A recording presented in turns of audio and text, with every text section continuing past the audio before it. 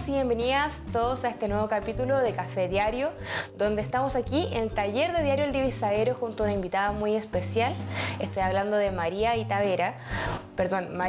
Vera, quien es presidenta de la Agrupación de Derechos Humanos de Coyhaique y que en esta importante semana de conmemoración de los 50 años tras el golpe de Estado nos invita también a la reflexión y hemos participado en algunas actividades que han impulsado como agrupación y que también han sido impulsadas por la sociedad civil para poder tener presente y que la memoria no se pierda durante estos años con las nuevas generaciones. Quisiera darle la bienvenida, señora María. ¿Cómo está?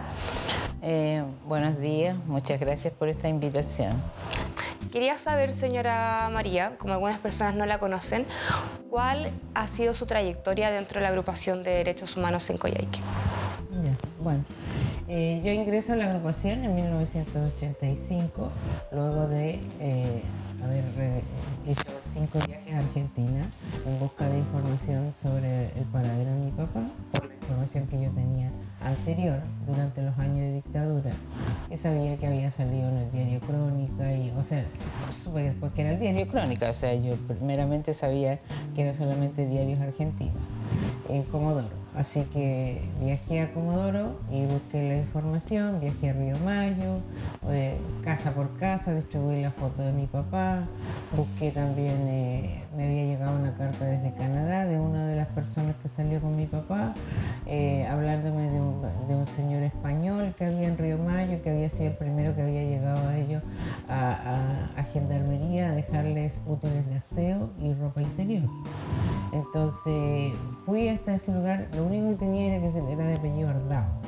Y caminando por el Río Mayo me encuentro de repente un local que decía, un galpón que decía Mueblería Ardao. Así que golpeé y andaba con la foto de mi papá en la mano, ¿sí? Y sale una señora mayor que se dice, y ve la foto y se emociona. Y me da un abrazo, era la esposa de él. Entonces él nos encontraba porque él era un español que llegó a Río Mayo arrancando de la Guerra Civil Española. Y bueno, posteriormente en otro viaje pude hablar con él y él, la ayuda fue muy importante porque él me detalló todo. Incluso él fue el que llamó a Hipólito Solari Yrigoyen, senador, para decirle lo que había ocurrido durante la noche en Río Mayo, que había sido la entrega de mi papá y Rosendo Pérez y Néstor Castillo por parte de Gendarmería a militares chilenos. Entonces, a primera hora del día siguiente llega Hipólito Solari Yrigoyen con la prensa, con diputados y todo, y por eso que se supo inmediatamente y no pudieron ocultar. Y con esa información entonces usted llegó después a la agrupación. Me presento con INO porque aquí no había otro tipo de organización.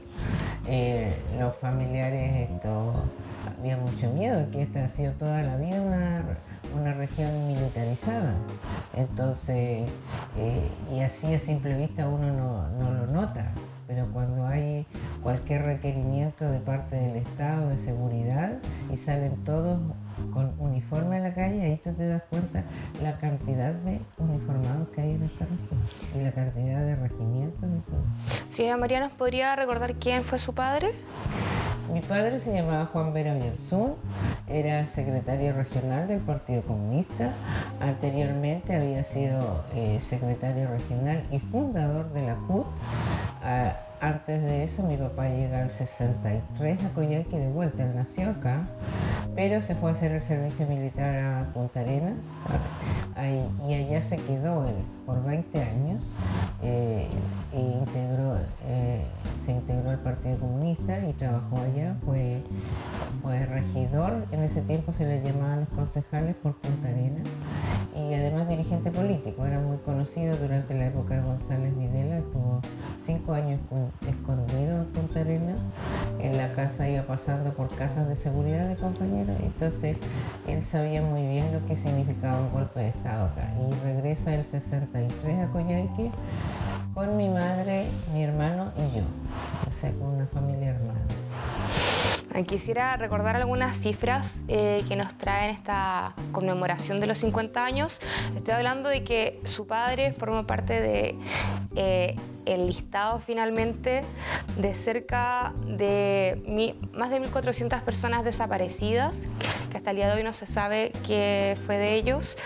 Más de 3.200 personas asesinadas entre 1973 y 1990, y son cifras que jamás van a dejar de llamar la atención, y quisiera preguntarle cuál fue la realidad regional durante esos años. Bueno, aquí, o sea, uno no sabía mucho porque lo que pasó ¿cómo se llama? Uno quedó en completa indefensión solo. Nosotros con mi madre, o sea, a pesar de ser mi padre muy conocido y todo en la región, en el momento del golpe, ahí te das cuenta del desamparo en el que queda uno. Yo era muy chica, para empezar, tenía 13 años, por lo tanto nuestra casa fue allanada, fue destruida prácticamente.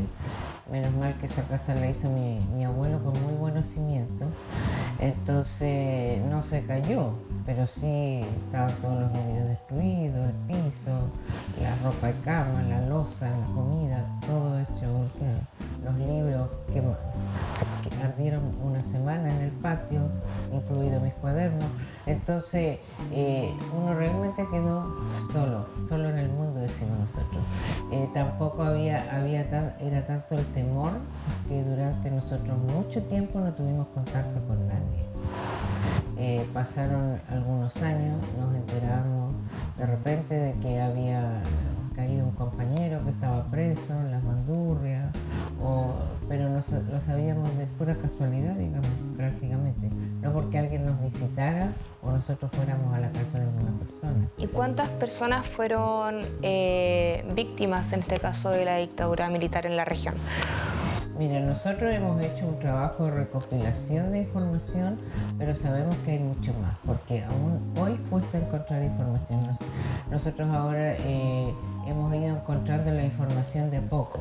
Por ejemplo, del caso de Moisés Allanado, se supo porque Ninol se sabía que él había estado preso en la comisaría de Puerto Aysén y que luego, al ser trasladado hacia Coyhaique, se habla de que habría sido asesinado según lo que decía, a mitad de camino más o menos, ¿ya? Eso es cerca de los Torreones, por ahí hablaban algunos de cerca de los Torreones, y que ahí habría sido fusilado porque había tratado de fugarse del camión que los traía. Entonces, pero nosotros con el tiempo sabemos que los camiones siempre paraban como a mitad de camino y hacían un simulamiento de suicidio o de fusilamiento, porque lo hemos escuchado en otros relatos. Así que Ninol dijo: yo voy a ir a los Torreones, dijo, a ver si alguien ha escuchado hablar de eso. Y ahí le dijeron que no sabían de nada, pero que sí sabían que había un joven que había sido asesinado en los Torreones. Y ahí empezó a buscar información, le confirmaron a algunas personas, y al ir al registro civil de Puerto Aysén, buscando el certificado de control de Elvin Altamirano, el de Jorge Vilugrón y el de Moisés Allanado. Lo mismo pasó acá en Coyhaique. Después hicimos el mismo ejercicio y fuimos al servicio, al registro civil de acá. Esa vez la acompañé yo y buscamos, y ahí encontramos el de Juan Vera Cárcamo. Igual, entonces, porque dijimos, vamos acá a ver si aparece un certificado de mi papá. Y nada, pues encontramos el de Juan Vera Cárcamo. Ahí de a poco y de forma autónoma. Y entonces con esa información hemos empezado después, oye, ¿quiénes son los familiares? Entonces busquemos quiénes son los familiares, vamos de los familiares. Al principio muchos familiares nos dijeron, no queremos hablar, señora.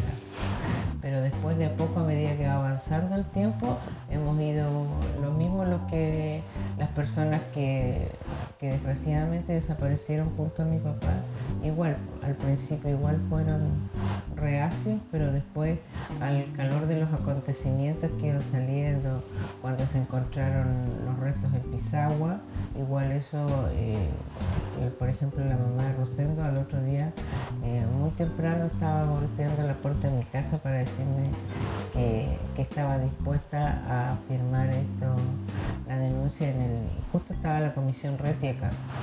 Entonces nosotros los recibimos a todos con los brazos abiertos porque sabemos que todos no tienen la misma.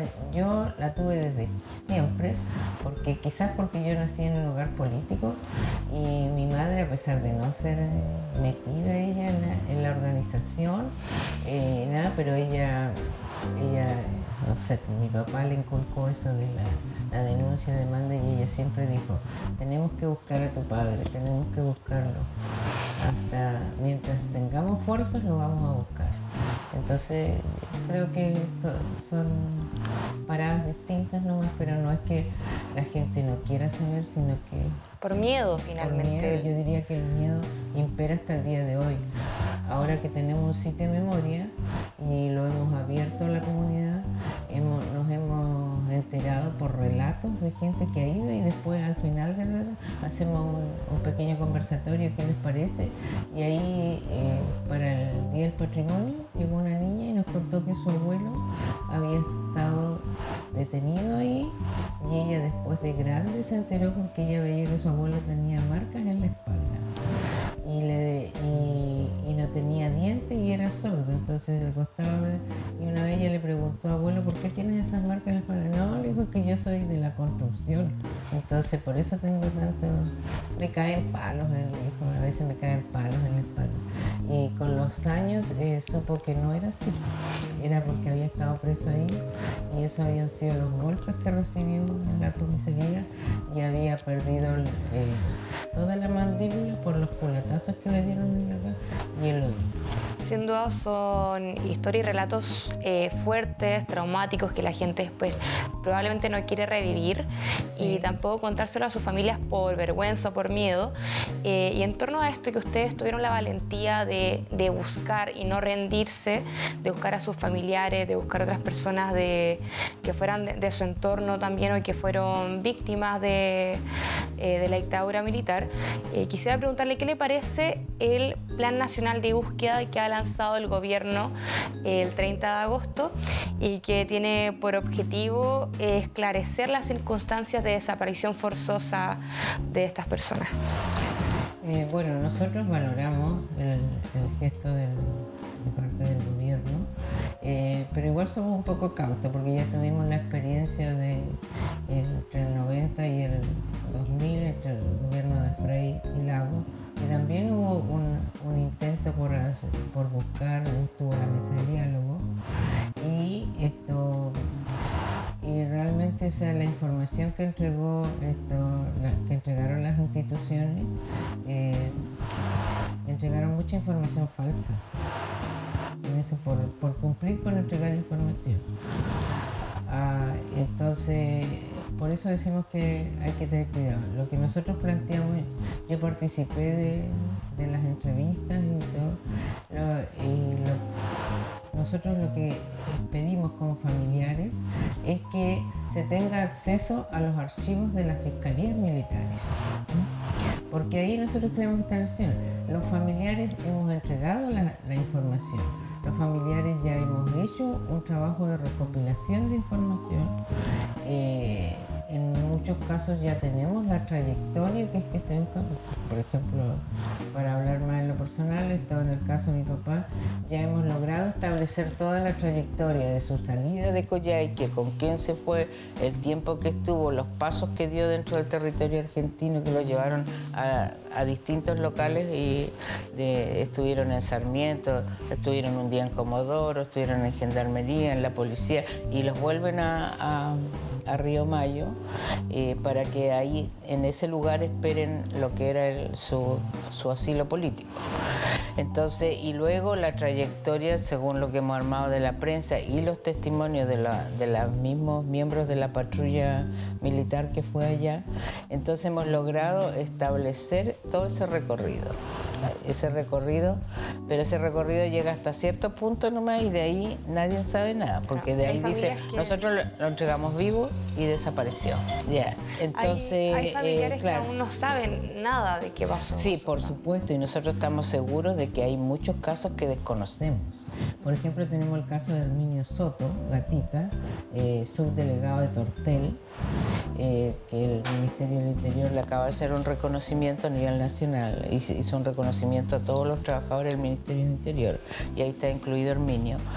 Él se le ve por última vez el día 12 de septiembre, y quienes lo ven, él sale de su casa, que justo estaba acá en Coyhaique porque había venido a comprar un repuesto para un aserradero que estaban instalando en Tortel. Entonces él se encuentra en la calle con Ninón Neira y Noel Neira y les comenta, ahí intercambian un par de palabras y creo que según los testimonios que hay, ellos serían las últimas personas que lo vieron, pero fue en la calle y de ahí él no regresó a su casa. Y hasta el día de hoy no hemos logrado obtener información sobre él. Entonces, ahí sí hay un trabajo realmente que hay que hacer de búsqueda y también en muchos, pero en lo que es el avance de saber la verdad, nosotros siempre hemos dicho, no somos las víctimas quienes tenemos que entregar la información, sino los victimarios. Y en este caso son las instituciones armadas. Entonces tienen una mirada crítica en torno a este plan, pero cree que se puede hacer diferente. Un poco de escepticismo. Escepticismo. ¿Cree que pueda ser distinto a ocasiones anteriores? Esperamos que sí, sobre todo cuando se habla de que esto va a ser un plan permanente. O sea, que si hay un cambio de gobierno, no va a quedar ahí. Porque esa es nuestra otra inquietud, porque sabemos que estas cosas son lentas y aquí vamos en la mitad del gobierno del presidente Boric, entonces decimos en 2 años no se consigue toda la información, estos son procesos lentos.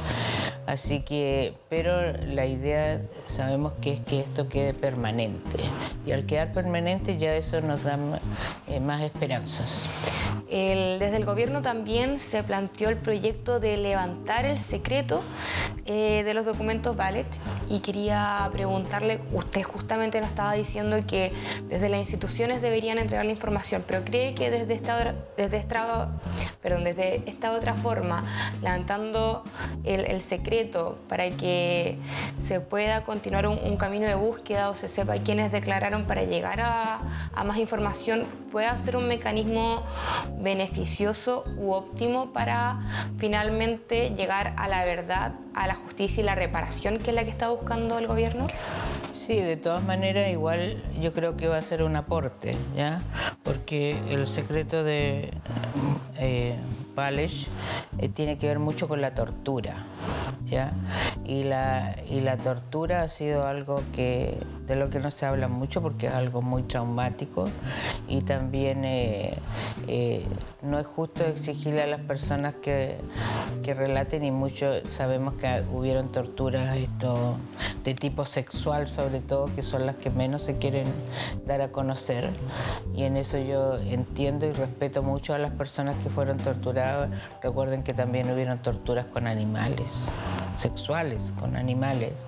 Entonces eso es terrible y morboso también conocerlo. Pero sí, a mí me parece que quienes deberían conocer ese secreto son los tribunales de justicia, más que la ciudadanía en general.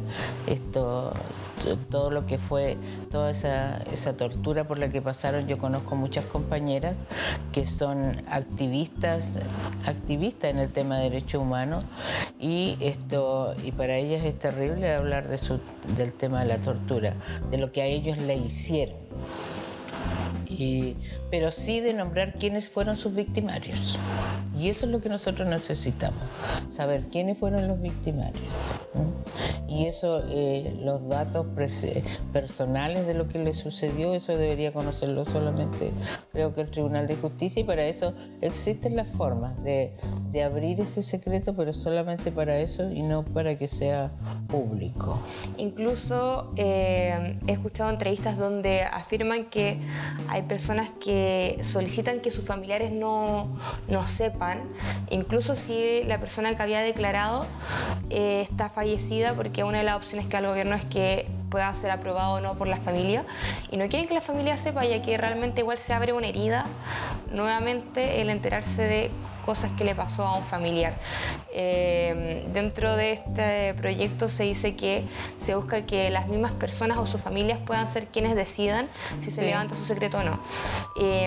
Eso por una parte. Quisiera preguntarle, señora María, ya para empezar a dar cierre a esta entrevista, ¿qué le ha parecido esta conmemoración de los 50 años acá en la región? ¿Qué actividades se han realizado y qué reflexión le deja también a usted todas las actividades, conmemoración y homenajes que se han hecho después de este medio siglo tras el golpe militar?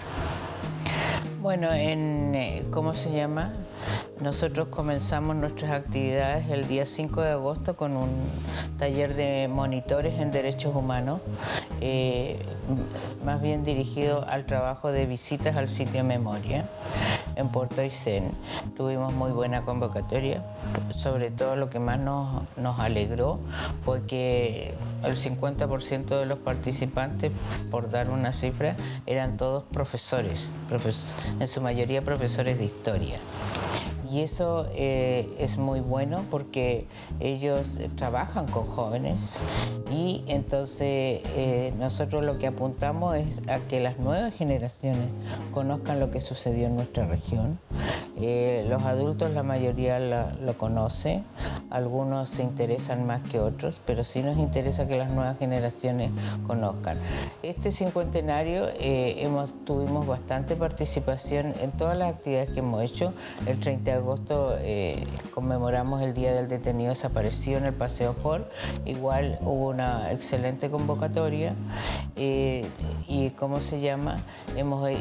Tuvimos algunas exposiciones. El 4 de septiembre a Salvador Allende, el 6 tuvimos a los dirigentes, un reconocimiento a los dirigentes de base, lo que fue la resistencia, le llamamos el Día de la Resistencia, porque eran gente que perteneció al bar lácteo, donde se entregaba leche y un plato de comida en las poblaciones.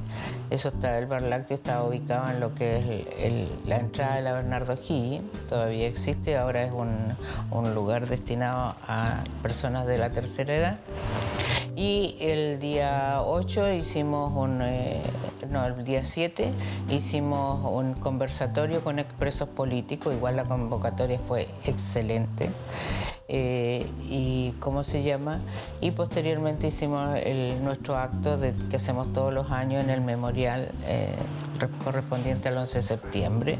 Igual la convocatoria fue muy buena, mucha participación, no solo de autoridades, sino también vimos bastantes jóvenes, pero nos gustaría que esto siguiera siendo así, que los colegios, hacer actividades con los colegios.